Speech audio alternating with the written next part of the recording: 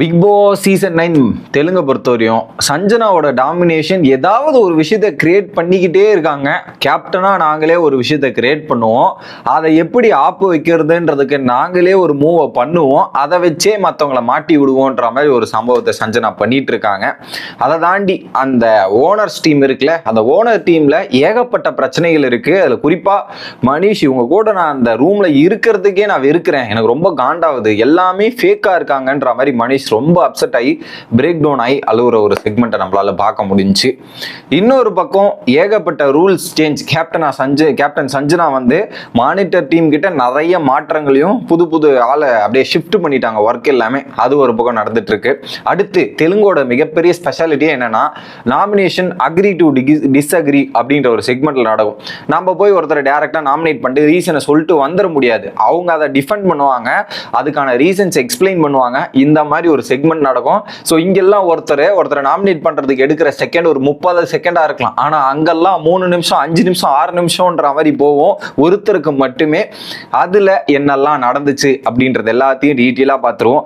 வணக்கம் மக்களே, நேஷனல் உச்சிலிருந்து உங்கள் மணிவண்ணன். சேனலுக்கு புதுசா இருந்தீங்கன்னா சப்ஸ்கிரைப் பண்ணிருங்க.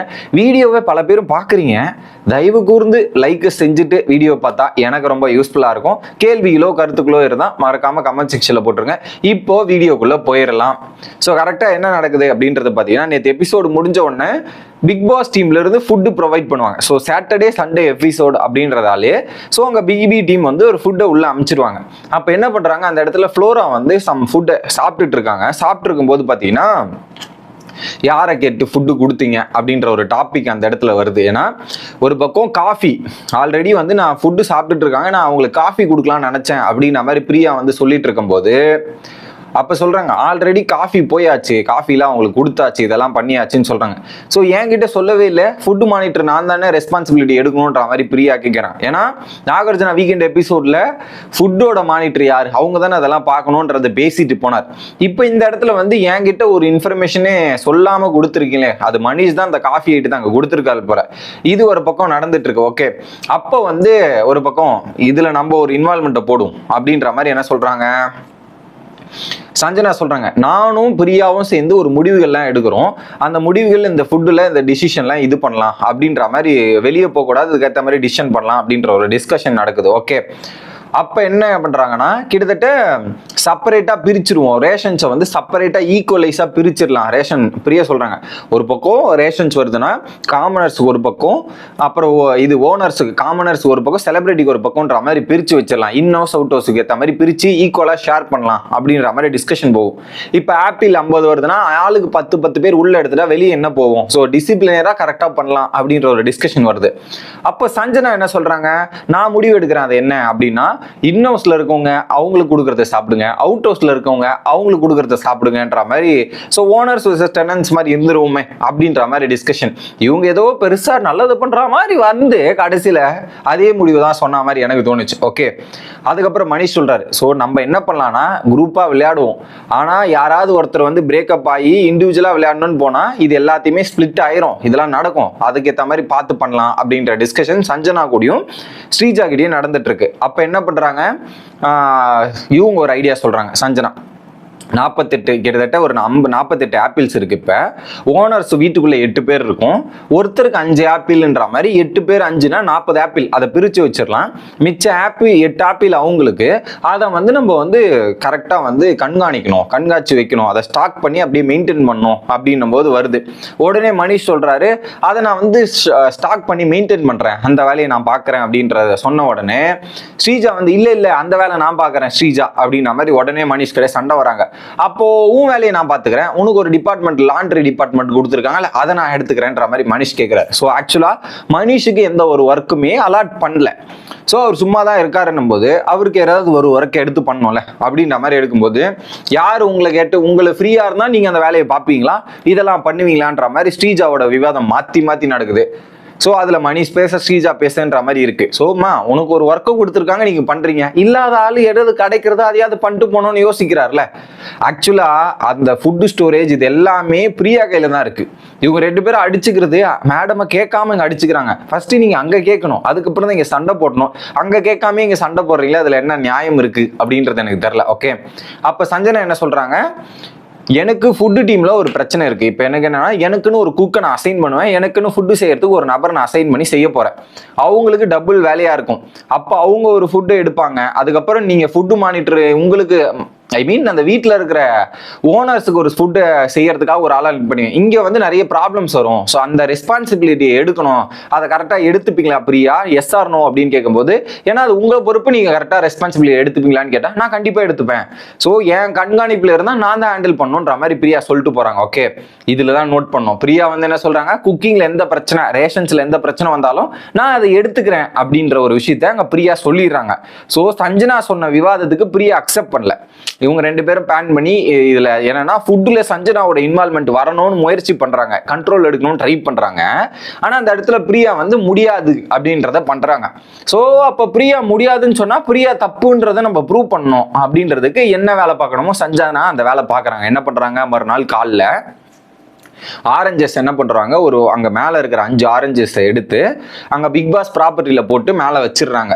போயிட்டு பிக் பாஸ் கிட்டத்தட்ட சஞ்சனா கேப்டனா நான் சொல்றேன், எதையுமே கேட்க மாட்டேங்கிறாங்க. டிசிப்ளினரியா ரெஸ்பான்சிபிலிட்டியா ஒரு ஆக்ஷன் எடுக்கணும்னு பாக்குறேன், அதுக்கும் ஒத்து வர மாட்டாங்க. ஸோ குறிப்பா கிச்சன் மானிட்டர் என்ன அக்செப்டே பண்ணலங்க. நான் என்ன பண்றேன் பாரு, அவங்களை என்ன வச்சு செய்யறேன் பாருன்ற மாதிரி ஒழிச்சு வச்சுட்டு பிக் பாஸ் கிட்ட சொல்லிடுறாங்க. அப்போ மனிஷ் வந்து கண்டுபிடிக்கிறார், 5 ஆரஞ்சஸை காணோம், இதெல்லாம் காணும் அப்படின்ற டிஸ்கஷன் எங்க கிச்சன் டீம்ல வருது. பிரியா கிட்ட வந்தோடனே அப்படியா காணாம போச்சா அப்படின்ற மாதிரி சொன்னோடனே பிரியா சொல்றாங்க, எல்லாரோடைய பெட்டு நான் செக் பண்ணுவேன், கம்ப்ளீட்டா ஒவ்வொருத்தரோட பெட்ல இருந்து எல்லாத்தையும் நான் செக் பண்ண போறேன், இதெல்லாம் பண்ண போறேன் அப்படின்ற ஒரு விஷயத்த சொல்றாங்க. தனுஜாவுமே சொல்றாங்க, போய் பண்ணுங்க, இதெல்லாம் பண்ணுங்க, பிரச்சனை இல்லை, அப்படி மாட்டினா என்ன பண்ணலாம், ஸோ நீங்க போய் செக் பண்ணுங்க, மாட்டினா பார்த்துக்கலாம் அப்படின்ற மாதிரி சொல்லிட்டு உடனே மணி சொல்றாரு, கண்டிப்பா இதை உன்னை ட்ரிகர் பண்ணணும், உன்னை ராங்கா ப்ரூவ் பண்ணணுன்றதுக்காக தான் பண்றாங்க அப்படின்றத மனிஷும் சொல்றாரு, பிரியாவும் கண்டுபிடிச்சிட்டாங்க.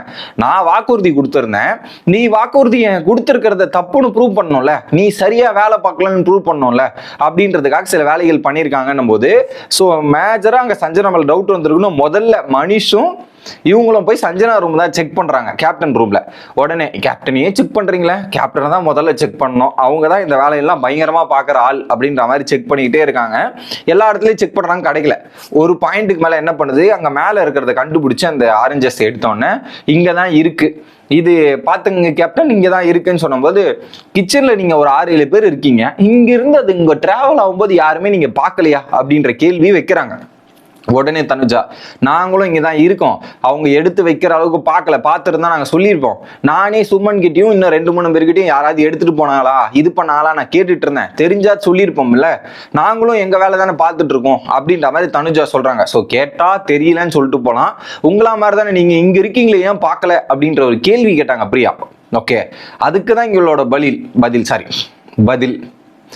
ஓகே, அதுல பிரியா வந்து ஒரு பாயிண்ட்ல இவங்க தான் பண்ணியிருப்பாங்கன்னு குறும்படம் போனதுக்கு அப்புறம் தெரியும். ஆனா ஸ்ரீஜா சொல்லிட்டாங்க, எனக்கு என்னமோ இதை வந்து சஞ்சனா தான் பண்ணியிருப்பாங்க, சஞ்சனா தான் இந்த இதுவை பண்ணியிருப்பாங்க, ஏன்னா ரூலை போட்டவங்களே அவங்க தான், அந்த ரூலை பிரேக் பண்றதும் சஞ்சனாவா தான் இருக்கும், ஸோ இந்த மாதிரி பல விஷயங்கள்லாம் அவங்க பண்ணுவாங்க, அது எனக்கு தெரியாதா அப்படின்ற மாதிரி பாயிண்ட்டை போட்டு சஞ்சனாக்கும் ஸ்ரீஜாக்கும் அவங்க ஒரு விதமான கிளாஷ் வருது. ஓகே, இதுக்கு முன்னாடி மனிஷ் வந்து ரொம்ப எமோஷனல் ஆயிட்டாராங்க, ஸ்ரீஜாவோட பிரச்சனை வெளியே வந்துட்டு ரொம்ப எமோஷனலா பிரேக் டவுன் ஆகி அழுதுட்டு இருக்காரு.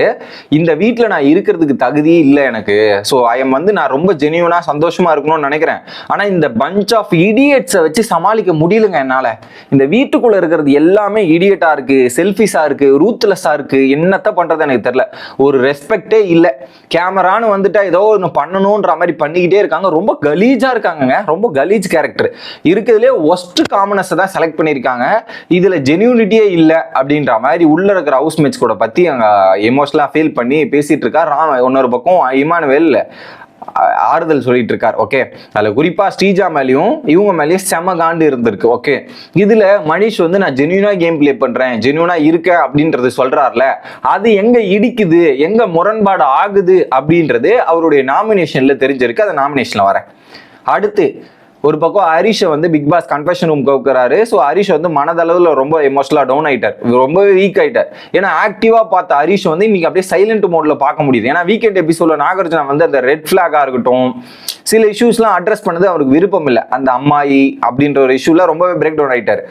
சார் நான் வந்து இங்கே ரொம்ப டிப்ரெஷனில் வந்தேன், எனக்கு பிக் பாஸ் வந்து ஒரு மிகப்பெரிய ஆப்பர்ச்சுனிட்டி இதெல்லாம் கொடுத்துருக்காங்க, ஆனால் இங்கே வீட்டுக்குள்ளே நடக்கிறதுலாம் ஒரு மாதிரி இருக்கு. அந்த ரெட் ஃப்ளவர் அப்படின்ற மீனிங் எனக்கு தெரியாது.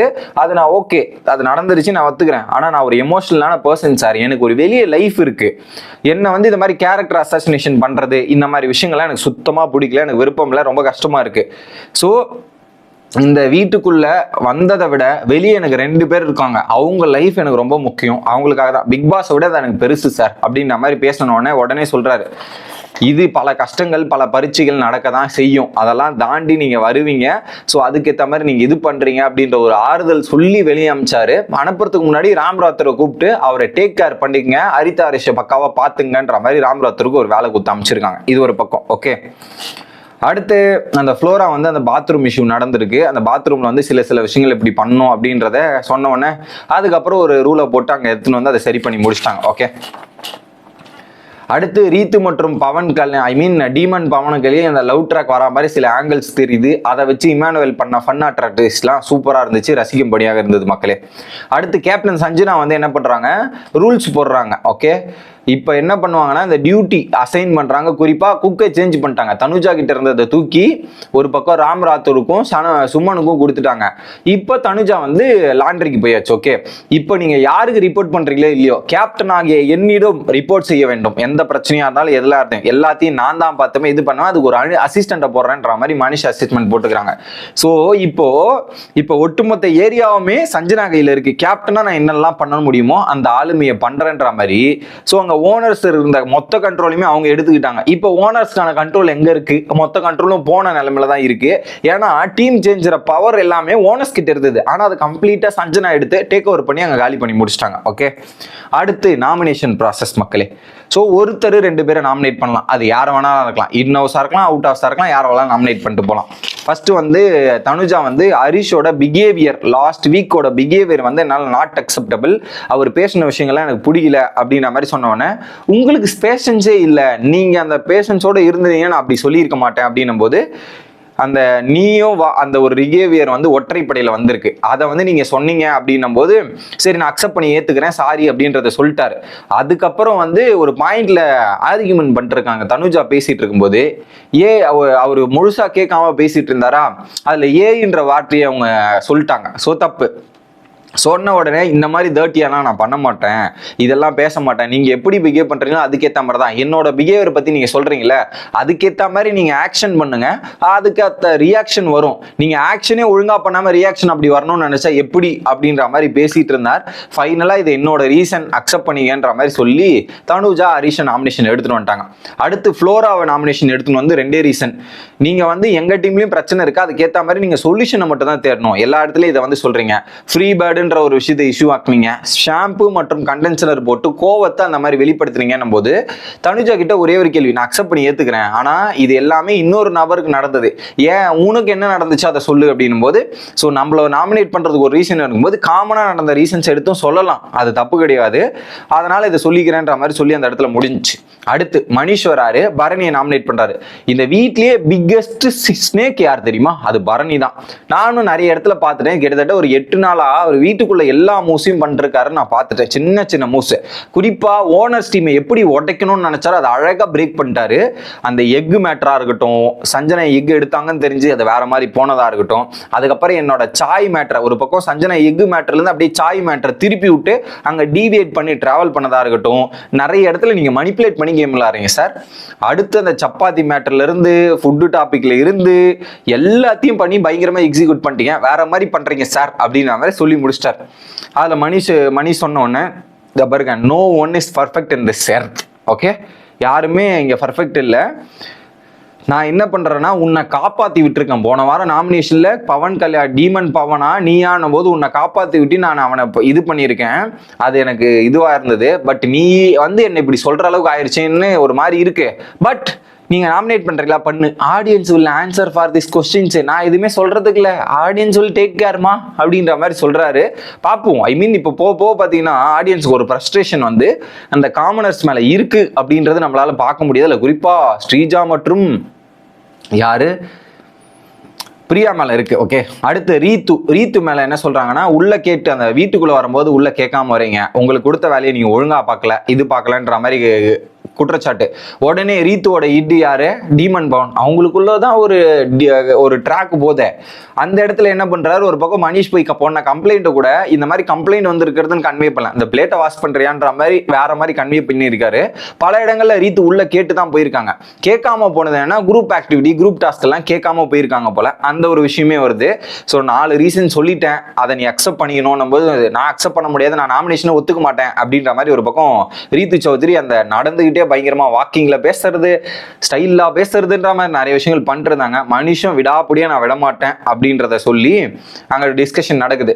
ஸோ இதுல அங்க டீமன் பவனுக்கும் ரீத்து சௌத்ரிக்கும் இருக்கிறதால பெனிஃபிட் கிடைக்குதோ, எதா இருந்தாலும் பவன் நீ சொல்லு, பவன் நீ சொல்லு, பவன் நீ சொல்லு அப்படின்ற மாதிரி கேட்டிருந்தாங்க. இதுல ரீத்து சௌத்ரியை நாமினேட் பண்ணி தான் ஆகணும்ன்றதை அக்செப்ட் பண்ணி பிக் பாஸ் சொல்லிட்டார். அதை வந்து அக்செப்ட் பண்ணாதான் அக்செப்ட் பண்றதும் பண்ணாத இருக்கிறது அவரோட விருப்பம். ஆனா நாமினேஷன் நீங்க வந்துதான் அவனை வேற வழி இல்லைன்னு சொல்லிட்டாரு. இதுல மனிஷோட கேம் பிளே எங்க இடிக்குது அப்படின்றது பாத்தீங்கன்னா, கிட்டத்தட்ட ஒரு டாபிக்கே பல மணி நேரம் பேசியிருப்பார். ஒரு பக்கம் இமானுவேல் கிட்ட பேசினார், வெளியே வந்து நான் அந்த ரூம்ல தூங்குறதுக்கே கஷ்டமா இருக்கு, எனக்கு விருப்பமே இல்லைன்ற மாதிரி அவுட் ஹவுஸ்ல நிறைய பேர்கிட்ட பேசிட்டு இருந்தார். அப்பயே நாமினேஷன்ல போடல. ஸோ என்னதான் உங்களுக்கு அந்த முரண்பாடு கருத்துக்கள் இதெல்லாம் இருந்தாலுமே, வெளியே வந்து இப்பெல்லாம் பேசியிருந்தாலுமே, யூ வாண்ட் உங்களை பொறுத்தவரைக்கும் அவுட் ஹவுஸ்ல இருக்கிறவங்களாம் சேஃபா இருக்கணும். என்னதான் முரண்பாடு இருந்தாலும் காமனர்ஸ்ல எல்லாம் இருக்கணும், செலிபிரேட்ல இருந்து வெளியேறணும். அப்போ வந்து இடிக்குதே, நீங்க இங்க இதை பேசிட்டு அதை நாமினேஷன் நீங்க அங்க உங்களுக்கு இப்படி தோணுதுன்றத நாமினேஷன்ல வந்து சொல்லியிருக்கலாமே. அப்ப நாமினேஷன்ல சொல்லியிருந்தா ஃபேக்கஸ்ட் பீப்புள், ஒஸ்ட் காமனர்ஸ் அப்படின்ற ஸ்டேட்மெண்ட்லாம் சொன்ன ஆளு இங்க ஏன் வந்து பண்ணல அப்படின்றது போது, அப்ப அந்த இடத்துல நீங்களும் ஒரு சேஃப் கேம் தானே விளையாடுறீங்க. அப்போ உங்களுக்கு அங்க தனியா போய் சொல்ல தெரிஞ்ச நபருக்கு நேரா இன்னொருத்தவங்களை பார்த்து ஃபேஸ் டு ஃபேஸ் சொல்லியிருக்கலாமே. உங்களை நாமினேட் பண்ணக்கூடாதுன்னு ரூலே கிடையாது. உள்ள இருக்கவங்க வெளியே தான் நாமினேட் பண்ணணும் அப்படின்ற இதுவே கிடையாது. ஏன்னா தனுஜா வந்து ஹரிஷை நாமினேட் பண்றாங்க, ஃப்ளோராவை நாமினேட் பண்றாங்க. அதே மாதிரி தானே நீங்க உள்ள இருக்கவங்களே நாமினேட் பண்ணலாம்ல, அந்த ரூலே போடல. What is this? மேபி மக்களே அதை நீங்க பார்த்து அப்படி ரூல் போட்டிருந்தா சொல்லுங்க. இவர் அந்த இடத்துல நாமினேட் பண்ற மாதிரி இருந்தா பண்ணி இருக்கலாமே, அந்த ஆப்ஷன் யூஸ் பண்ணிருக்கலாமேன்றதான் என்னோட கேள்வி. அப்ப அவரும் இந்த இடத்துல ஒரு சேஃப் கேம் விளையாடி இருக்காருல்ல, அதுதான் எனக்கு இடிக்குதா தோணுது. உங்களோட கருத்து என்ன அப்படின்றத கமெண்ட் பண்ணிடுங்க. அடுத்த வீடியோல சந்திக்கிறேன். Bye guys.